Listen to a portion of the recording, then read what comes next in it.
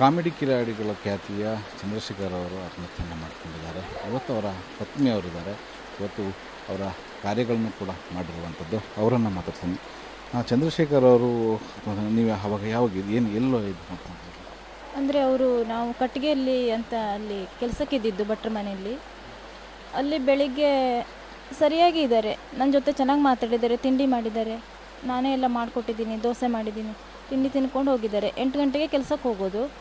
ಆಮೇಲೆ ಕೆಲಸ ಅಲ್ಲಿ ತೋಟ ಕಾಲಿಗೆ ಅಂತ ಇರುತ್ತೆ, ಅದು ಇದು ಮಾಡೋದು. ನಾನು ಇವನಿಗೆ ಮಗನಿಗೆ 10 ಗಂಟೆಗೆ ಸ್ಕೂಲ್ ಬಿಟ್ಟು ಅಂಗನವಾಡಿಗೆ ಹೋಗ್ತಾನೆ. ಸ್ಕೂಲ್ ಬಿಟ್ಟು ನಾನು ವಾಪಸ್ ಬಂದು ಮತ್ತೆ ಅಲ್ಲಿ ಕೆಲಸ ಮಾಡೋದು. ಆಮೇಲೆ ಮಧ್ಯಾಹ್ನ 1 ಗಂಟೆಗೆ ವಾಪಸ್ ಮನೆಗೆ ಬಂದು ಅಲ್ಲೇ ನಮಗೊಂದು ರೂಮ್ ಕೊಟ್ಟಿದ್ದಾರೆ. ಅಲ್ಲೇ ನಾವು ಅಡುಗೆ ಗಿಡ್ಗೆಲ್ಲ ಮಾಡ್ಕೊಂಡು ಅಲ್ಲೇ ಊಟ ಮಾಡಿ ಅಲ್ಲೇ ಇರೋದು ಭಟ್ರ ಮನೆ ಹತ್ರನೇ. ಆಮೇಲೆ ಇವನಿಗೆ 1:30ಗೆ ಕರ್ಕೊಂಡು ಬರ್ತೀನಿ ಅಂತ ನಾನು ಬಂದೆ ಕೆಲಸ ಬಿಟ್ಟು. ಆಮೇಲೆ ಇವರು ಇಲ್ಲ ನಾನೇ ಹೋಗ್ತೀನಿ ನೀನು ಇಲ್ಲೇ ಇರು, ನಾನು ಬಟ್ಟೆ ತೊಳಿತಿದ್ದೆ ಬಂದು, ನಾನೇ ಹೋಗ್ತೀನಿ ಅಂತಂದರು.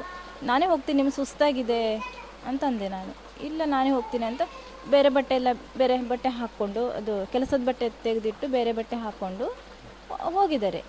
ಹೋಗಿ ಮಗನ ಕರ್ಕೊಂಡು 2 ಗಂಟೆ ಅಷ್ಟಾಗಿರ್ಬೋದು ಬಂದಿದ್ದಾರೆ. ಅವರು ಎಲ್ಲ ಒತ್ತಡಕ್ಕೊಳಗಾಗಿದ್ರ, ಭಾಳ ಸಮಸ್ಯೆ ಏನಾರು ಹೇಳ್ಕೊಡ್ತಾ ಇದ್ದಾರೆ ನಿಮ್ಮ ಜೊತೆ? ಸಮಸ್ಯೆ ಅಂದರೆ ಅವತ್ತಿಗೆ ಬೆಳಿಗ್ಗೆಯಿಂದ ಒಂಥರ ನನಗೆ ಯೋಚನೆ ಬರ್ತದೆ, ಏನೋ ಒಂಥರ ಯೋಚನೆ, ನನಗೆ ನೆಗೆಟಿವಿಟಿ ಆ ಥರ ಎಲ್ಲ ಹೇಳ್ತಾ ಇದ್ರು ಅಷ್ಟೇ.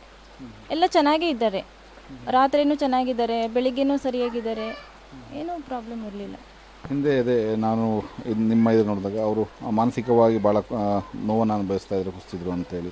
ಮತ್ತು ನೀವು ಕೂಡ ಒಂದು ಮಧ್ಯದಲ್ಲಿ ಬಿಟ್ಟು ದೂರ ಹೋಗಿದ್ರಿ, ಅದು ಕೂಡ ಘಾಸಿ ಆಗಿದೆ ಅಂತ. ಏನಾಗಿತ್ತು? ಅಂದರೆ ನಮಗೆ 6 ತಿಂಗಳ ಹಿಂದೆ ಸ್ವಲ್ಪ ಏನೋ ಒಂಥರ ಅವರಿಗೇನೋ ಏನಾಗಿತ್ತು ನನಗೆ ಗೊತ್ತಿಲ್ಲ. ನನಗೆ ಹೇಳೋದು, ನೀನು ಅವ್ರ ಜೊತೆ ಇದೆಯಾ, ಇವ್ರ ಜೊತೆ ಇದೆಯಾ, ನೀನು ಬೇರೆಯವ್ರ ಜೊತೆ ಹೋಗ್ತೆ, ನನಗೆ ಮೋಸ ಮಾಡ್ತೆ, ಬೇರೆಯವ್ರು ನನಗೆ ಮೋಸ ಮಾಡ್ತಾರೆ, ಆ ಥರ ನನಗೆ ಹೇಳ್ತಾಯಿದ್ರು. ಅದಕ್ಕೆ ಒಂದಿನ ಬಂದು ಹೊಡೆದ್ರು, ನೀನು ಆ ಥರ ಅವ್ರ ಜೊತೆ ಹೋಗ್ತೆ, ಇವ್ರ ಜೊತೆ ಹೋಗ್ತೆ ಎಲ್ಲ ಹೊಡೆದ್ರು, ತುಂಬ ಚೆನ್ನಾಗಿ ಹೊಡೆದಿದ್ದಾರೆ. ಆಮೇಲೆ ನನಗೆ ಇದು ಬೇಡವೇ ಬೇಡ ಅಂತ ನಾನು ಅಪ್ಪನ ಮನೆಗೆ ಹೋಗಿಬಿಟ್ಟೆ ಸರ್. ಹೋಗಿ ನಾನು 1 ವಾರ ಆದಮೇಲೆ ನನ್ನ ಕರ್ಕೊಂಡು ಹೋಗ್ಲಿಕ್ಕಂತ ಬಂದರು. ಆಮೇಲೆ ನಾನು ಬರೋದಿಲ್ಲ, ಸ್ವಲ್ಪ ದಿನ ಬಿಟ್ಟು ನಾನು ಬರ್ತೀನಿ, ನೀವು ಮೊದಲು ಸರಿಯಾಗಿ ನಿಮ್ಮ ಟೆನ್ಷನ್ ಅಂತ ಹೇಳ್ತಿದ್ರಲ್ಲ ಸರ್, ಆ ಟೆನ್ಷನ್ ಎಲ್ಲ ಕಡಿಮೆ ಆದಮೇಲೆ ನಾನು ಮನೆಗೆ ಬರ್ತೀನಿ ಅಂತ ಹೇಳಿದೆ ಸರ್. ಪೊಲೀಸ್ನವರು ಕೂಡ ನಮ್ಮ ಕರೆದು ಬುದ್ಧಿವಾದ ಹೇಳಿ ಅವರಿಗೂ ಕೂಡ ಮಾತನಾಡಿದ್ರು. ಏನು ಅವರು ಟೆನ್ಷನ್ ಏನು ಮದ್ಯಪಾನ ಆ ಥರ ಏನಾದರೂ?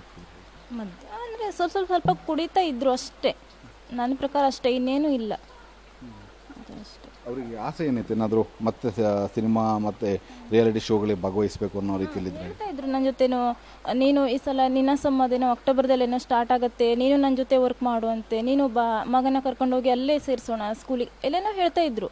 ಅಂದರೆ ಇವಾಗಿದೆ ಅಂತೆಲ್ಲ ಹೇಳಿದ್ರು ನನ್ನ ಹತ್ರ. ಹೌದು. ಈಗ ಫ್ರೀ ಟೈಮಲ್ಲಿ ಏನಾದ್ರು ರೀಲ್ಸ್ ಮಾಡೋದು ಆ ಥರ ಏನಾರು ಮಾಡ್ತಾ ಇದ್ರ, ಅವಕಾಶ ಬೇಕು ಅಂತ ಆ ಥರ ಏನೋ ಬಂದರೆ ಹೋಗ್ತಿದ್ರು. ಅಂದರೆ ಇವಾಗ ಸದ್ಯಕ್ಕೆ ಏನೂ ಇರಲಿಲ್ವೇನೋ ಗೊತ್ತಿಲ್ಲ ನನಗೆ. ಅಷ್ಟೊಂದು ನಾನು ಅವ್ರ ಹತ್ರ ಅದು ಸಿನಿಮಾದೆಲ್ಲ ಕೇಳ್ತಿರ್ಲಿಲ್ಲ. ಅವರೆಲ್ಲ ಹೇಳ್ತಿದ್ರು ಒಂದೊಂದ್ಸಲ ಹೀಗಿದೆ ಅಂತ ಹೇಳಿದಾಗ ನಾನು ಹ್ಞೂ ಅಂತ ಹೇಳ್ತಿದ್ದೆ. ಹೌದು.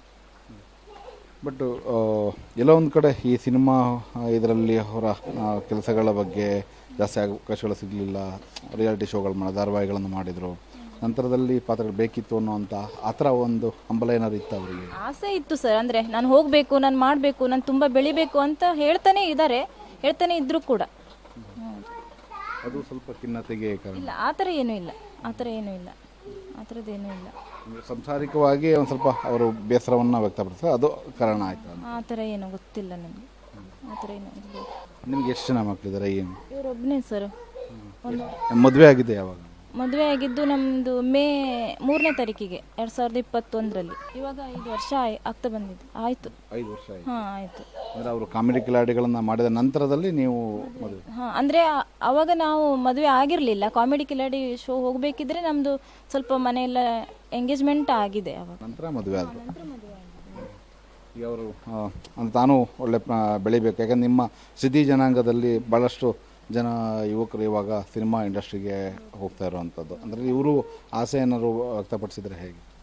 ಆಸೆ ಅಂದರೆ ಅದೇ ಸರ್, ಆವಾಗ ಥರನೇ ಹೇಳ್ತಾ ಇದ್ರು, ನಾನು ಹೋಗಬೇಕು, ನನ್ನ ಮಗನಿಗೂ ನಾನು ಅದೇ ಥರ ನಾನು ಬೆಳೆಸ್ತೀನಿ ಅಂತೆಲ್ಲ ಹೇಳ್ತಾ ಇದ್ರು. ಇದು ಚಂದ್ರಶೇಖರ್ ಸಿದ್ದಿಯವರ ಪತ್ನಿಯವರ ಒಂದು ಮಾತು.